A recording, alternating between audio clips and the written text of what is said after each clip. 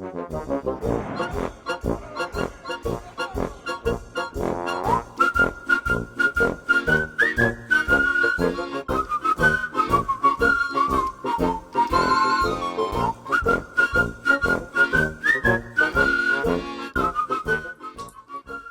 everybody, welcome back to our channel. We are the Pageant Gurus.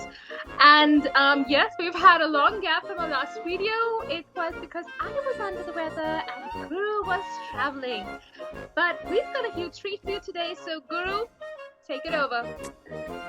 Okay, so good evening, good morning, good afternoon, wherever you might be. Pageant Gurus are back, and yes, apologies for the hiatus, but we assure you that we are going to compress whatever we can, as much as we can, as quickly as we can. So, what we've decided is that we are going to really have, the earlier 7-part series going to be now an abridged version, but it'll have all the spices, all the gossips, all our views, our understanding, and as well as really what we had predicted versus what actually happened. So the truth and the reality will be unveiled today. We will have a special episode, in fact, a couple of post pageant episodes, after we've done this, but stay tuned for that. What we'll do quickly is that, Emma, if you could put on the slide, which will basically, we'll go very quickly through it. Compared to our predictions, where did we actually land? Our first pageant, official pageant, description, and Emma's first ever prediction. So here we are, if you can see, and just recapping compared to what we had. The slide on the left talks about what we had predicted, and on the right, we've got what really was the case. I believe the fan vote went to Laos, and I am 100% sure nobody, not even the most fanatic pageant critic, was able to get this. Everybody thought it's going to be either the Philippines or the Vietnams of the world, the real, pageant powerhouses. But somehow it seems that both of them thought that their candidates are going to come any which ways. So the power of the vote can never be undermined. Laos made it this time. But I've gone through an interview as well, and I think this is the first time the Miss Universe organization has actually made the closed door interviews public. And every day we are seeing contestants. And to be honest, the way Laos spoke, her dress, and the confidence with which she spoke, I'm sure that even if it wasn't, for the fan votes, she would have made it. Overall, Guru and Emma were almost neck to neck. I just managed to edge her out by one, but for most of the pageants I haven't seen have crossed more than 10. So I do believe that we are right up there when it comes to our predictions. Emma, what were your views? I know there were some heartbreaks on, especially Bahrain. They were miserable heartbreaks, to be honest. Funnily, the top 16 was I was happy because Portugal made it. I think that someone everybody overlooked, and Portugal didn't make it, so I was happy. Shocked Bahrain did not make it, and I was rooting for her to win this and at least making top 3 or at least top 5, and it was shocking that she didn't. But having said all of that, there were many girls that I wish that could have made it, which did not, which we're going to talk about much later. But yeah, I think the way what we were finally dealt with, the cast that we got, and we had to choose our top 3, I think Guru and I were in sync on that. What do you think? Do you think we were in sync on top 3 finally? I truly agree. I think eventually the winners truly justified, and it was their night. I do believe this year was very competitive, and if probably, be it the Thailands of the world, which I really wanted to have in the top 16. If there was one candidate, Emma, that you really would want to get, probably, like in American Idol, they have this golden ticket So if there was a golden ticket, who would you have given it to? Though it's an obvious question. I know the answer would be Bahrain, but I'd love to hear it from you. For me, it was Thailand. I would have loved to see Thailand To make come it to somewhere. top 3, you mean? The golden ticket if it was to top 3? No, top 16. Top 16. Who didn't make it, obviously. Yeah. Honestly, let's say Bahrain made it, because I think everybody knows I did love Bahrain, but I was kind of really gutted to see Thailand not being there. Honestly, I was very gutted that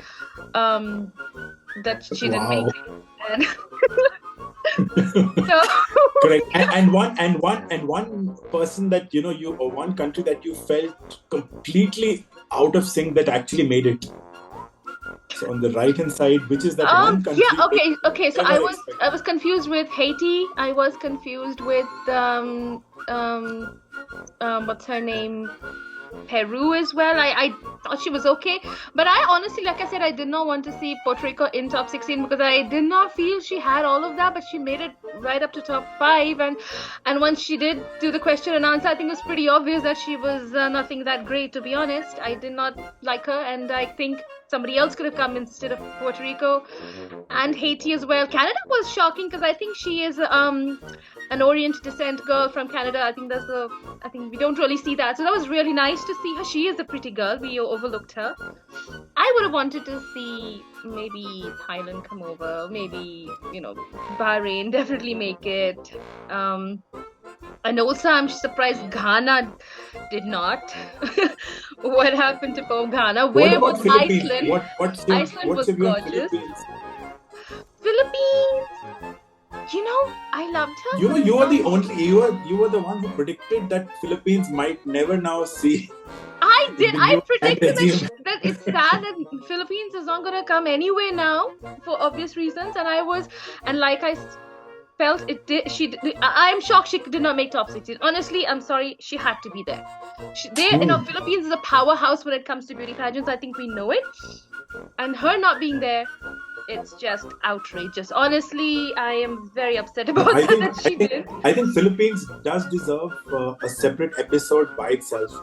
Yes. Because there are so many things. I think we'll add that to our post-pageant analysis. So that's the third one that we'll add on to, because I truly believe that this was a clear case of, how come, it was heartbreaking. And in the pageant world, I'd like to tell you about this. There's an El Takuyo award given by the pageant fans, and it goes to that contestant which was hyped up a lot but couldn't manage to crack the top 16.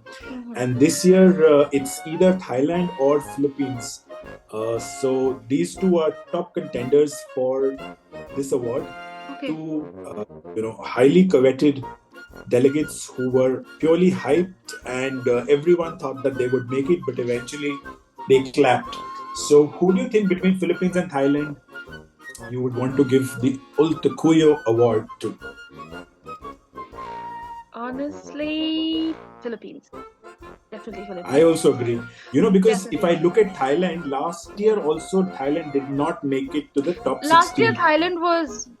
correct me if I'm wrong, Guru, she was the one who was advocating the curvy body, right? Body positive. Body positive, and like I said, I mean, I'm a curvy person, so I love... And Scott Lee Chemist, something was her name. Angeli Scott Chemist. I forgot. She was like a tall... Yes. She was not good. She was such a pretty girl, but she was so underconfident. She was nervous. She was shy. She didn't feel confident at all on stage. She felt uncomfortable throughout the pageant. No. So she was not. And I think I loved Philippines. What's her name again? I keep forgetting. Celeste Cortesi. Celeste. I remember when we watched Miss Philippines together, she was my favorite to win. And I was I was convinced that she was going to win.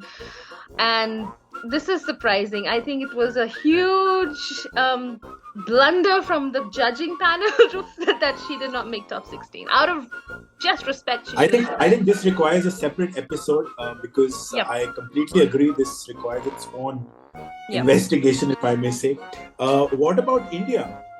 Were you Okay. surprised that she was, many of them said that she could not make it. There is a whole curse that Hmm. the previous winner and the next contestant is never included. It's been happening for the last 2 years, 2020 and 2021, where, be it South Africa or be it Mexico, their delegates were not able to make it because the previous Hmm. winners were from Hmm. those countries. But Hmm. India still managed to make it. And in fact, the only Asian to make it in the top 16, Hmm. because Laos Hmm. came through Yes. the fan boat. Yes. So she was the flag bearer of Asia. What Yes. do you think about it?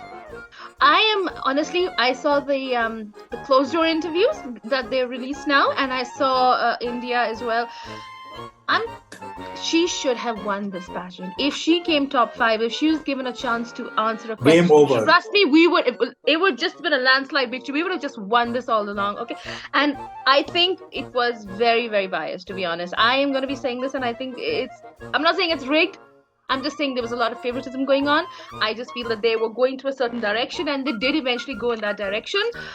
If for all facts or whatever that I've seen till now, India should have won this.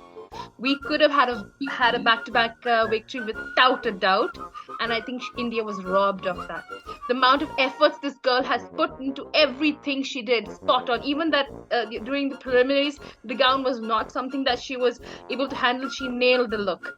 She was fantastic throughout, and I think she was robbed of that opportunity, being top three at least. She should have made it to top three, and I think if you're gonna have this, if Miss Universe is gonna have this thing that, okay, just because somebody else won it, you're not going to get a chance again.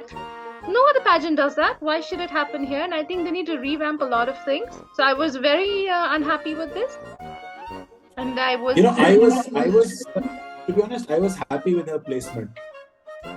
You think she was better than Puerto Rico? 1 second. You think she was Puerto Rico deserved Her Puerto Rico's gown was better than India's gown? gown. Okay, I fine. think Now if you her gown ruined her chances. Otherwise, if she would have reached top five, we both agree it would have been a no-brainer who would have won.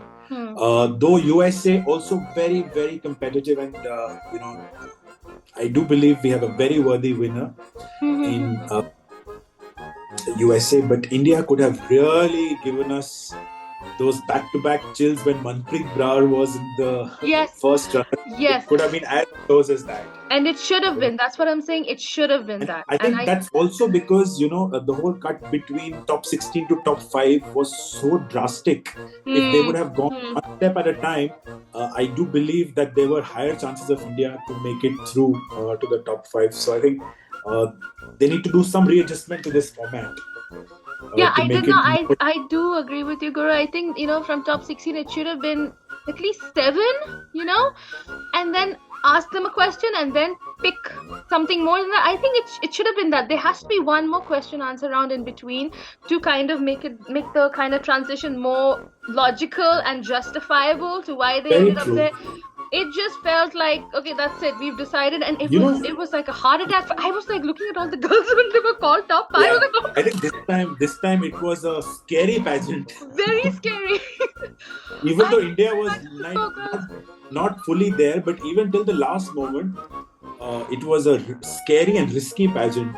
Yes. But you have a point here. If you remember, Steve Harvey used to normally have a 15-second chat with the contestants, with them, and then they used to at least get some flavor of how they speak. Yes. Though the judges know them because some of them were there in the preliminary contest as well, but there are new judges who have never seen these girls speak. So I do feel that's where some sort of lack of holistic view comes in.